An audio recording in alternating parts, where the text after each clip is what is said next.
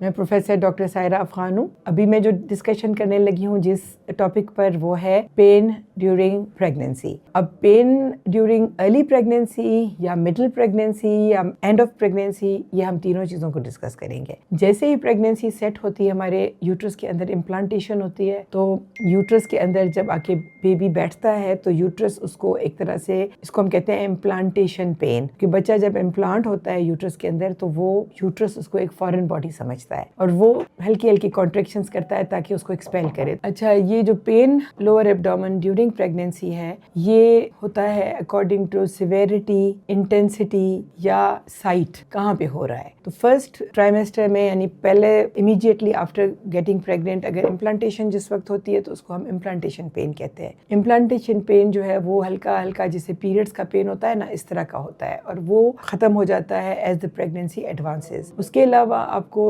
Urinary tract infection हो सकता है शुरू के दिनों में, क्योंकि पेशेंट्स जो है वो पानी भी कम पीती हैं और उनका हाइड्रेशन का स्टेटस इतना अच्छा नहीं रहता, तो उनको यूटीआई का भी मसला पड़ सकता है। उसके अलावा उनको कॉन्स्टिपेशन भी हो सकती है उस दौरान, तो उस कॉन्स्टिपेशन की वजह से भी लोअर एब्डोमिनल पेन हो सकता है और उसके अलावा उनको गैस या ब्लोटिंग की वजह से भी हो सकता है। ये पेन्स जो हैं ये बहुत ज़्यादा परेशानी वाले नहीं है, ये सेटल हो जाते हैं एज द प्रेगनेंसी एडवांसेस। लेकिन जैसे जैसे प्रेगनेंसी एडवांस होती है तो हमें कुछ और भी प्रॉब्लम्स हो सकती हैं। अच्छा, अर्ली प्रेगनेंसी में पैथोलॉजिकल पेन ये भी हो सकता है कि आपकी प्रेगनेंसी सेट हुई है, उसके बाद आपको पेन हो रहा है और आपको साथ साथ ब्लीडिंग भी हो रही है। इसका मतलब है कि यूट्राइन प्रेगनेंसी अब मिसकैरी करने के लिए तैयार है। तो अगर ब्लीडिंग होती है हल्की हल्की तो आप डॉक्टर के पास जाएं। अगर बेबी में अंदर फीटल कार्डिक एक्टिविटी है या अगर नहीं भी है तो हम उस वक्त, कभी कभी ये होता है कि हमें लगता है कि प्रेगनेंसी तो है लेकिन अभी तक प्रेगनेंसी बनी नहीं है, अकॉर्डिंग टू डेट्स ऐसे होता है, तो हम अपने मरीज को रीएश्योर कर देते हैं और उसको कुछ हार्मोन्स और कुछ दवाइयाँ दे देते हैं। तो उससे उनकी प्रेगनेंसी अगर हेल्दी है तो वो चलना शुरू हो जाती है, प्रोग्रेस करती है। और जब वो प्रोग्रेस करती है तो हम 2 हफ्ते बाद, 3 हफ्ते बाद दोबारा उनको एग्जामिन करते हैं, अल्ट्रासाउंड पे बेबी अपीयर हो जाता है। तो उसको इम्प्लांटेशन ब्लीड भी कहते हैं कभी कभी। एक तो इम्प्लांटेशन पेन हुआ और एक ब्लीड हुआ जो कि इम्प्लांटेशन ब्लीड होता है, जो कि मिसकैरेज नहीं होती। लेकिन अगर वो ब्लीडिंग हैवी हो जाए और क्रैम्प्स बढ़ जाएं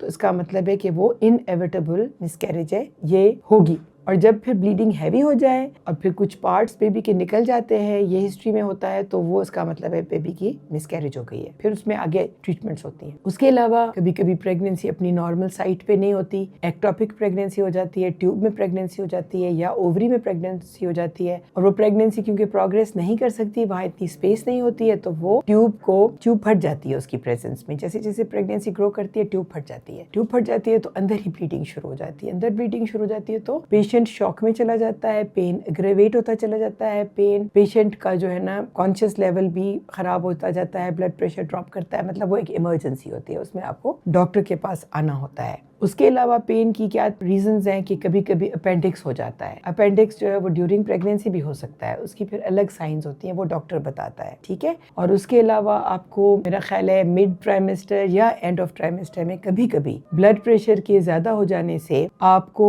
जो है ना, जो प्लेसेंटा होता है या बच्चे की आवल होती है वो सेपरेट हो जाती है। जब सेपरेट हो जाती है तो उसको हम एब्रप्शन कहते हैं। उस एब्रप्शन में भी कभी कभी ब्लीडिंग होती है, कभी कभी ब्लीडिंग नहीं होती। अगर ब्लीडिंग होती है तो पेन इंटेंसिटी इतनी नहीं होती, लेकिन अगर ब्लीडिंग नहीं होती तो ब्लीडिंग अंदर ही जमा होती जाती है और उसको हम कंसील्ड हेमरेज कहते हैं और उसमें पेन बहुत ज्यादा होती है। उसके अलावा अगर पेन की कुछ और रीजंस देखें तो बस यही होती है। लेकिन अगर आपको पेन हो रहा है और उसके साथ आपको फीवर भी हो रहा है और वजाइनल ब्लीडिंग भी हो रही है, तो इसका मतलब ये है कि आपको कोई इन्फेक्शन है, बेबी का इनकम्प्लीट मिसकैरेज है और आपको इन्फेक्शन हो गया है, तो उसमें फिर आप डॉक्टर के पास जरूर जाएं। तो मतलब ये है कि कुछ पेन्स ऐसे होते हैं आप उनको जो है वो डील कर लेते हैं घर में, या ये आप उनको डॉक्टर के पास जाना जरूरी होता है। डॉक्टर उसकी तशखीस करता है और फिर आपकी ट्रीटमेंट करता है। Thank you.